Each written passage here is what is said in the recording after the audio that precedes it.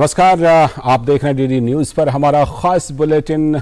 मैं हूं लालचंद्र सिंह और मेरे साथ सांकेतिक भाषा में आपको समाचार बताने के लिए हमारी सहयोगी मनीषा शर्मा हैं। सबसे पहले नजर डाल लेते हैं हेडलाइंस पर। प्रधानमंत्री नरेंद्र मोदी ने हिमाचल प्रदेश को 3,650 करोड़ रुपए की विकास परियोजनाओं की दी सौगात। प्रदेश के बिलासपुर में किया एम्स का उद्घाटन। कहा, विकास कार्यों के अटकने लटकने भटकने का गया जमाना। दोपहर बाद प्रधानमंत्री कुल्लू के ऐतिहासिक दशहरा समारोह में भी हुए शामिल।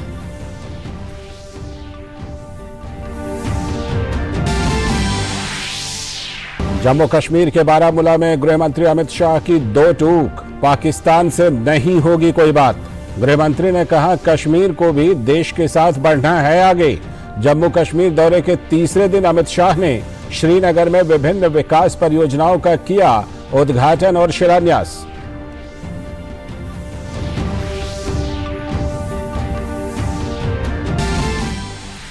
राष्ट्रीय स्वयंसेवक संघ की समग्र जनसंख्या नीति पर काम करने की जरूरत पर जोर। नागपुर में आरएसएस सरसंघ चालक मोहन भागवत ने आरएसएस के विजयादशमी उत्सव को किया संबोधित। कहा, जनसंख्या संतुलन बिगड़ने के भुगतने पड़ते हैं विभाजनकारी परिणाम।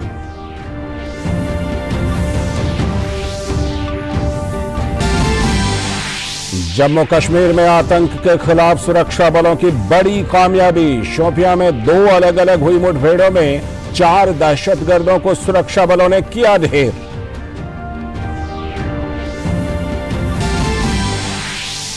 राष्ट्रीय खेलों में आज टेनिस के मिश्रित युगल में महाराष्ट्र की जोड़ी ने जीता स्वर्ण पदक। तीरंदाजी में पुरुषों के कंपाउंड टीम इवेंट में दिल्ली की टीम ने मारी बाजी, जबकि महाराष्ट्र की महिला टीम ने स्वर्ण पदक पर किया कब्जा। तो वहीं स्विमिंग में केरल के साजन प्रकाश ने जीता गोल्ड।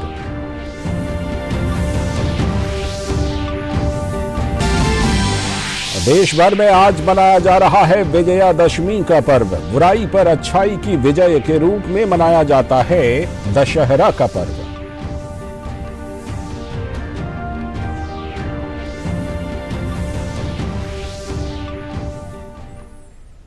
ये थी हेडलाइंस और अब देखते हैं खबरों को विस्तार से। प्रधानमंत्री नरेंद्र मोदी कुल्लू के ढालपुर मैदान में अंतर्राष्ट्रीय कुल्लू दशहरा महोत्सव में शामिल हुए। यह दशहरा आज से लेकर 11 अक्टूबर तक मनाया जाएगा। इस महोत्सव में घाटी के 300 से अधिक देवी देवताओं का समावेश होता है।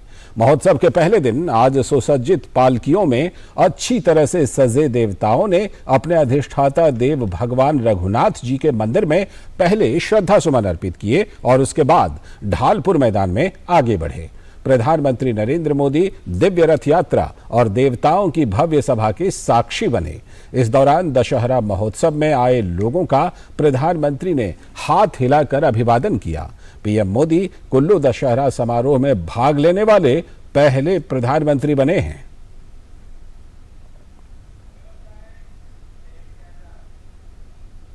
और इससे पहले प्रधानमंत्री नरेंद्र मोदी ने हिमाचल प्रदेश के बिलासपुर में 3,650 करोड़ रुपए की विकास परियोजनाओं की राज्य को सौगात दी। प्रधानमंत्री ने एम्स बिलासपुर की शिलापट्टिका के साथ ही अन्य परियोजनाओं का उद्घाटन किया और आधारशिला रखी। और प्रधानमंत्री ने बिलासपुर के बंदला में बने गवर्नमेंट हाइड्रो इंजीनियरिंग कॉलेज का भी उद्घाटन किया। इस कॉलेज के बनने में लगभग 140 करोड़ रुपए की लागत आई है। इस कॉलेज से पनबिजली परियोजनाओं के लिए प्रशिक्षित कामगार उपलब्ध कराने में मदद मिलेगी। हिमाचल प्रदेश इस क्षेत्र में अग्रणी राज्यों में से एक है। इससे युवाओं के कौशल को बढ़ाने और पनबिजली क्षेत्र में रोजगार के पर्याप्त अवसर प्रदान करने में मदद मिलेगी।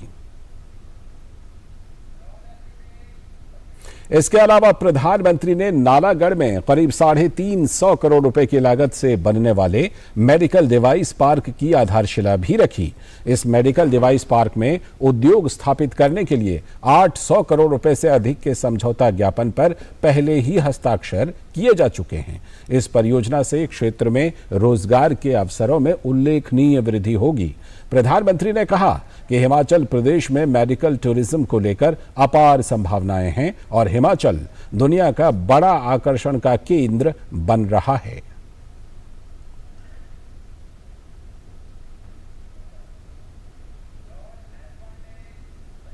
और इसके साथ ही उन्होंने राष्ट्रीय राजमार्ग 105 पर पिंजौर से नालागढ़ तक करीब 31 किलोमीटर लंबे राष्ट्रीय राजमार्ग को 4 लेन का बनाने की परियोजना की आधारशिला रखी। इसे बनाने में करीब 1690 करोड़ रुपए की लागत आएगी। यह सड़क परियोजना अंबाला, चंडीगढ़, पंचकुला और सोलन, शिमला से बिलासपुर, मंडी और मनाली की ओर जाने वाले यातायात के लिए एक प्रमुख संपर्क लिंक है। 4 लेन के इस राष्ट्रीय राजमार्ग का लगभग 18 किलोमीटर का हिस्सा हिमाचल प्रदेश के अंतर्गत आता है और शेष भाग हरियाणा में पड़ता है। यह राजमार्ग हिमाचल प्रदेश के औद्योगिक केंद्र नालागढ़ बद्दी में बेहतर परिवहन सुविधा सुनिश्चित करेगा और क्षेत्र में औद्योगिक विकास को भी गति देगा। इससे राज्य में पर्यटन को भी बढ़ावा मिलेगा। इन नई परियोजनाओं के बनने से क्षेत्र में रोजगार के नए अवसर पैदा होंगे।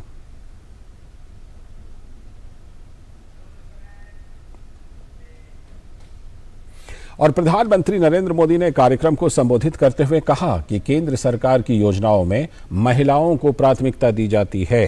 साथ ही उन्होंने कहा कि हिमाचल प्रदेश को जल्द ही हाल में शुरू हुई 5G सेवा का लाभ मिलने वाला है।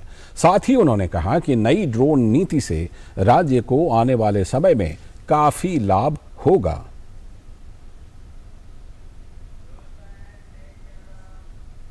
और इससे पहले प्रधानमंत्री नरेंद्र मोदी ने हिमाचल प्रदेश के बिलासपुर में अखिल भारतीय आयुर्वेद संस्थान यानी एम्स का उद्घाटन किया। इस अस्पताल को बनाने में 1470 करोड़ रुपए से भी अधिक की लागत आई है। पीएम मोदी ने अस्पताल के 3D मॉडल का अवलोकन किया। उद्घाटन के बाद प्रधानमंत्री ने अस्पताल का निरीक्षण भी किया। इस अत्याधुनिक अस्पताल में 18 स्पेशलिटी और 17 सुपर स्पेशलिटी विभाग, 18 modular operation theatre, 64 ICU bed के साथ ही 750 बेड शामिल हैं। यह अस्पताल 247 एकड़ में फैला हुआ है। यह अस्पताल 24 घंटे आपातकालीन और डायलिसिस सुविधाओं, अल्ट्रासोनोग्राफी, सिटी स्कैन, एमआरआई आदि जैसी अत्याधुनिक डायग्नोस्टिक मशीनों, अमृत फार्मेसी और जन औषधि केंद्र और 30 बिस्तरों वाले आयुष ब्लॉक से सुसज्जित है। अस्पताल ने हिमाचल प्रदेश के जनजातीय और दुर्गम जनजातीय क्षेत्रों में स्वास्थ्य सेवाएं प्रदान करने के लिए डिजिटल स्वास्थ्य केंद्र भी स्थापित किया है। साथ ही काजा, सलूनी और केलांग जैसे दुर्गम जनजातीय और अधिक ऊंचाई वाले हिमालयी क्षेत्रों में स्वास्थ्य शिविरों के माध्यम से अस्पताल द्वारा विशेषज्ञों द्वारा स्वास्थ्य सेवाएं प्रदान की जाएंगी। इस अस्पताल में हर साल एमबीपीएस कोर्स के लिए 100 छात्रों और नर्सिंग कोर्स के लिए 60 छात्रों को प्रवेश दिया जाएगा। प्रधानमंत्री ने इस अस्पताल का 2017 में शिलान्यास किया था। आज उद्घाटन के मौके पर राज्य के मुख्यमंत्री जयराम ठाकुर, भाजपा के अध्यक्ष जेपी नड्डा और केंद्रीय मंत्री अनुराग सिंह ठाकुर भी मौजूद रहे।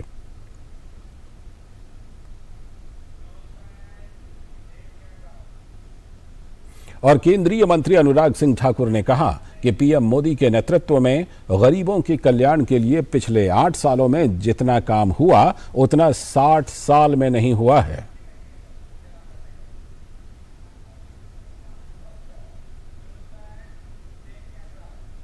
और वहीं हिमाचल प्रदेश के मुख्यमंत्री जयराम ठाकुर ने कार्यक्रम को संबोधित करते हुए कहा कि हम हिमाचल वासियों के लिए पहले एम्स का मतलब दिल्ली होता था, लेकिन अब पीएम मोदी के कारण एम्स का मतलब बिलासपुर हो गया है। इसके लिए मुख्यमंत्री जयराम ठाकुर ने पीएम मोदी का आभार जताया। और अब बात गृह मंत्री के जम्मू कश्मीर दौरे की। केंद्रीय गृह मंत्री अमित शाह ने जम्मू कश्मीर दौरे के तीसरे दिन श्रीनगर में विभिन्न विकास परियोजनाओं का उद्घाटन और शिलान्यास किया।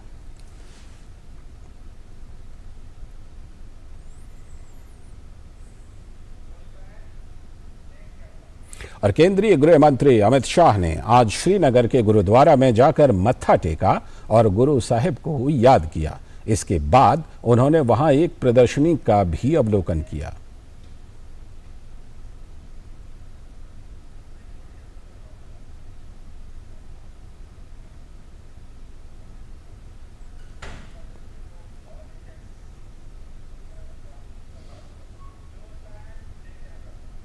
और इसके साथ ही केंद्रीय गृह मंत्री अमित शाह ने श्रीनगर में शीर्ष अधिकारियों के साथ सुरक्षा समीक्षा बैठक भी की। उनके साथ जम्मू कश्मीर के उपराज्यपाल मनोज सिन्हा भी मौजूद रहे।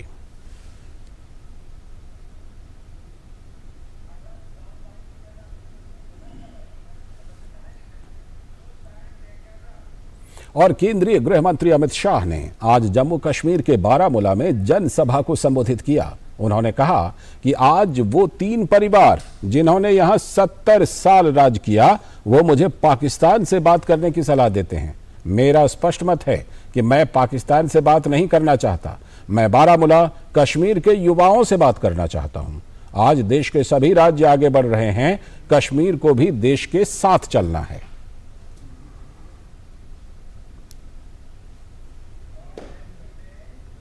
और जम्मू कश्मीर में गुपकार मॉडल पर बात करते हुए उन्होंने कहा कि गुपकार मॉडल में युवाओं के लिए पत्थर, बंद कॉलेज, बंदूक है और मोदी मॉडल में युवाओं के लिए IIM, IIT, एम्स, नीट हैं। युवाओं के लिए पढ़ाई लिखाई है, उन्हें पत्थर नहीं चाहिए। युवाओं के हाथ में से पत्थर लेकर पढ़ाई लिखाई कराने का काम PM मोदी ने किया है।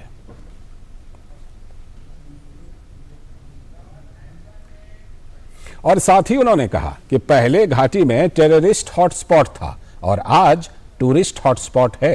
पहले यहां साल के 6 लाख सैलानी आते थे और आज यहां अक्टूबर तक ही 22 लाख सैलानी आ चुके हैं। इससे कई युवाओं को रोजगार मिला है।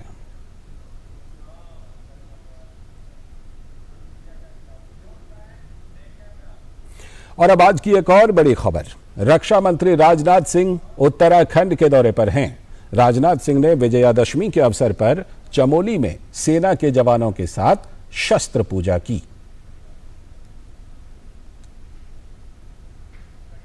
और रक्षा मंत्री राजनाथ सिंह ने कहा कि भारत दुनिया का अकेला देश है जहां शास्त्र और शस्त्र दोनों की पूजा होती है।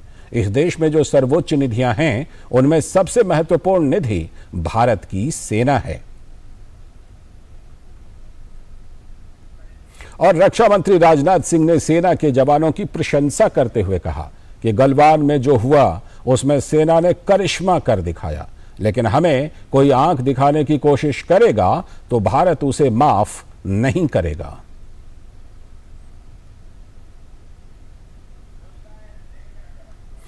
और अब अगली बड़ी खबर। आज पूरे देश में दशहरा का पर्व मनाया जा रहा है।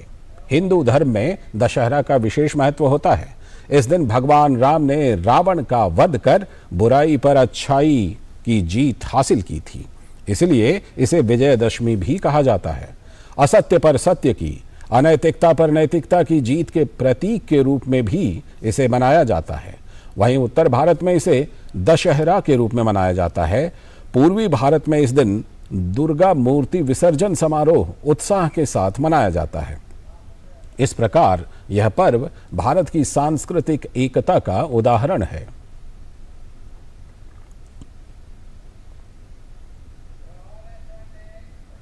तो दशहरा का पर्व पूरे देश में मनाया जा रहा है और इसी कड़ी में पश्चिम बंगाल के कोलकाता में विजयादशमी पर महिलाओं ने एक दूसरे के साथ सिंदूर खेला उत्सव मनाया।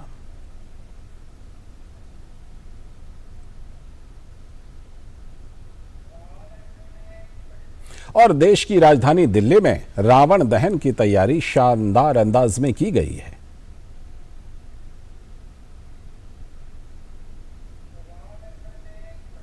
उधर महाराष्ट्र में दशहरा उत्सव के लिए शिवसेना समर्थक दशहरा रैली के लिए मुंबई के शिवाजी पार्क में पहुंच गए हैं।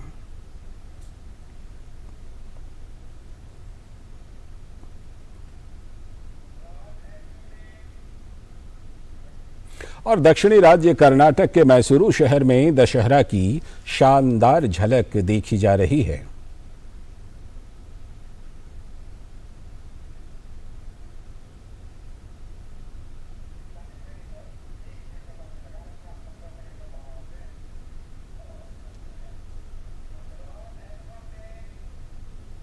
और बिहार की राजधानी पटना में दशहरा के मौके पर रावण का पुतला जलाया गया।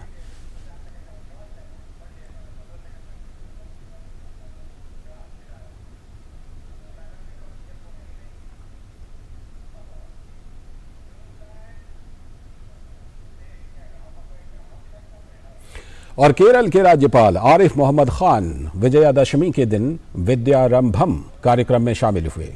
विजयादशमी को बच्चों के पठन पाठन की शुरुआत यानी विद्यारंभम के दिन के रूप में भी मनाया जाता है।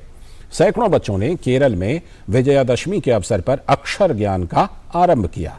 इस अवसर पर धार्मिक और शैक्षणिक संस्थानों, धर्मार्थ संगठनों और सांस्कृतिक प्रतिष्ठानों द्वारा सार्वजनिक समारोहों में विद्यारंभम अनुष्ठान का आयोजन किया गया। इस समारोह में मुख्य रूप से बड़े शामिल होते हैं जो बच्चों को उनका पहला पत्र लिखने में मदद करते हैं।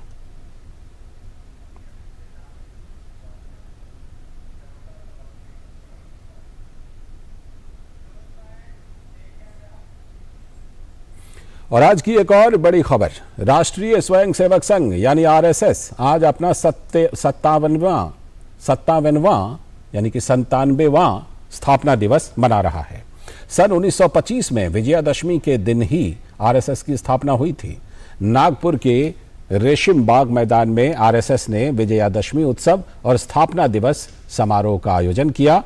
कार्यक्रम में आरएसएस के सरसंघ चालक मोहन भागवत ने परंपरागत शस्त्र पूजा की। इसके अलावा संघ के स्वयंसेवकों ने पथ संचालन में भाग लिया। कार्यक्रम में मुख्य अतिथि के रूप में 2 बार माउंट एवरेस्ट फतह करने वाली पहली महिला पर्वतारोही संतोष यादव उपस्थित रहीं। केंद्रीय मंत्री नितिन गडकरी और महाराष्ट्र के उप मुख्यमंत्री देवेंद्र फडणवीस भी उपस्थित रहे।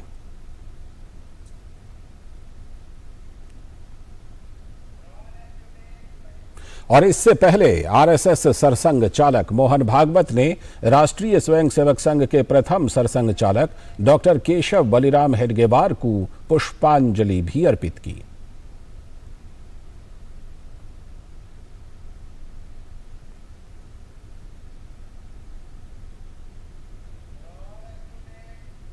और राष्ट्रीय स्वयंसेवक संघ के सरसंघ चालक मोहन भागवत ने जनसंख्या नियंत्रण कानून पर जोर देते हुए कहा कि जनसंख्या पर एक समग्र नीति बननी चाहिए जो समान रूप से सभी पर लागू हो। इसमें किसी को छूट नहीं मिलनी चाहिए।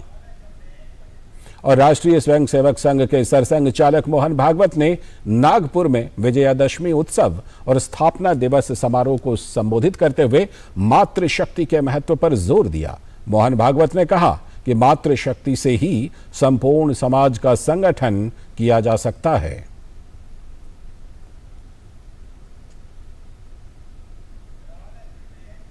साथ ही राष्ट्रीय स्वयंसेवक संघ के सरसंघ चालक मोहन भागवत ने दुनिया में भारत की बढ़ती हुई प्रतिष्ठा की सराहना करते हुए कहा कि राष्ट्रीय सुरक्षा के मामले में भारत स्वावलंबी होता जा रहा है।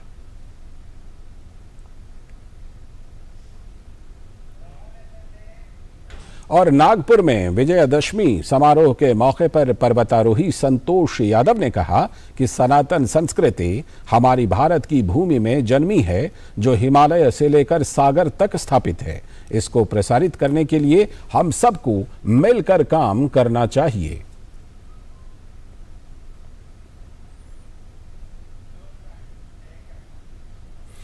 और अब खबर उत्तराखंड के हादसे की।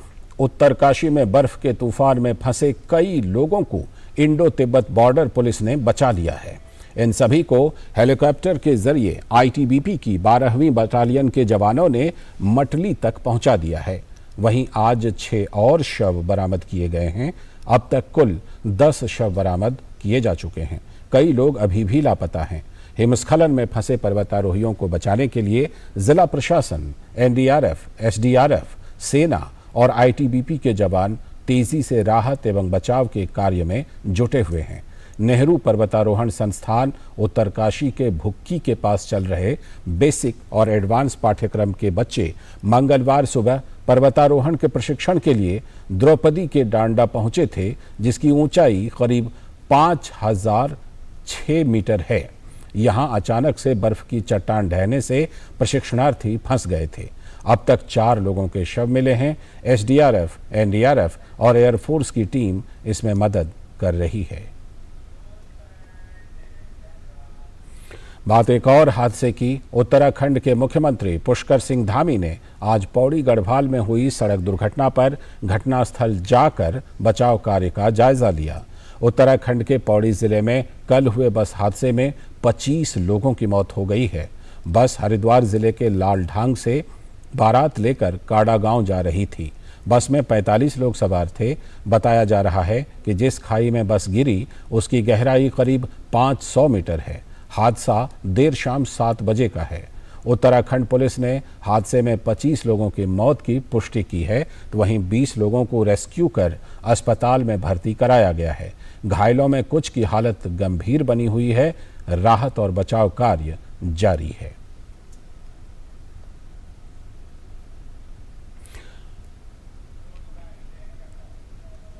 अगली खबर, उत्तराखंड के मुख्यमंत्री पुष्कर सिंह धामी ने 4 अक्टूबर को उत्तरकाशी और पौड़ी की दुर्घटनाओं में प्रभावितों को आर्थिक सहायता देने की घोषणा की है।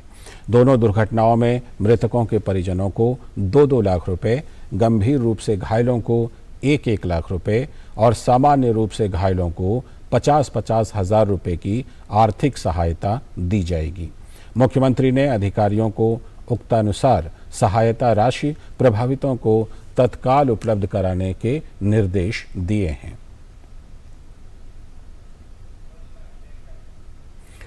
उत्तर प्रदेश के आगरा जिले में एक अस्पताल में आज तड़के आग लग गई।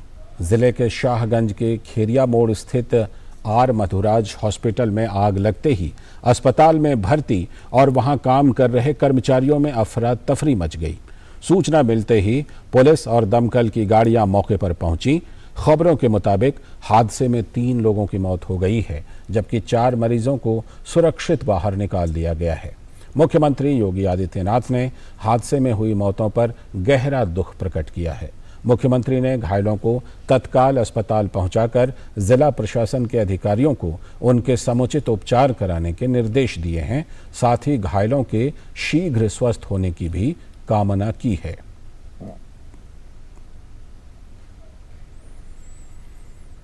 और इधर गाजियाबाद में आज सुबह गैस सिलेंडर फटने से एक मकान गिर गया। इस हादसे में 2 बच्चों समेत 3 लोगों की मौत हो गई। मौके पर पहुंची पुलिस बचाव कार्य में जुटी हुई है। पुलिस के अनुसार सुबह खाना बनाते समय गैस रिसाव के कारण सिलेंडर में आग लगी, जिसके बाद तेज धमाके के साथ सिलेंडर फटा और मकान भी ढह गया। पुलिस ने मलबे से 5 लोगों को निकाल लिया है, जिनमें से 3 लोगों की मौत हो चुकी है। उधर मुंबई में भी आज एक भीषण सड़क दुर्घटना में 5 लोगों की मौत हो गई और 13 लोग घायल हो गए।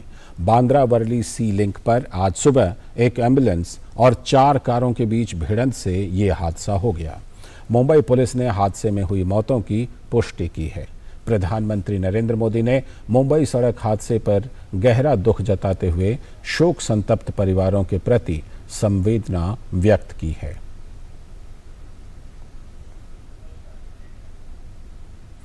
आज की एक और बड़ी खबर, जम्मू कश्मीर में आतंक के खिलाफ सुरक्षा बलों को बड़ी कामयाबी हासिल हुई है। शोपियां में 2 अलग अलग हुई मुठभेड़ों में सुरक्षा बलों ने 4 दहशतगर्दों को ढेर कर दिया है। शोपियां के द्राच इलाके में कल रात 8:30 बजे से मुठभेड़ जारी है। घेराबंदी होने पर आतंकियों ने गोलीबारी शुरू कर दी। जवाबी कार्रवाई में सुरक्षा बलों ने जैश के 3 आतंकियों को मार गिराया है। कश्मीर जोन पुलिस ने इसकी पुष्टि की है। वहीं आज तड़के 5 बजे शोपियां के ही मुल्लू इलाके में शुरू हुई दूसरी मुठभेड़ भी चल रही है, जिसमें सुरक्षा बलों ने एक आतंकी को मार गिराया है, जिसका संबंध लश्कर से है।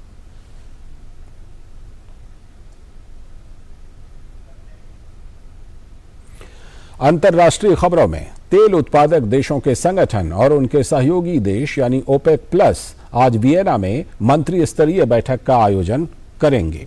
इसमें तेल के उत्पादन में रोजाना 10 लाख बैरल की कटौती के प्रस्ताव पर विचार किया जाएगा। अगर इस कटौती को मंजूरी मिल जाती है तो ये 2020 के बाद कच्चे तेल के उत्पादन में सबसे बड़ी कटौती होगी।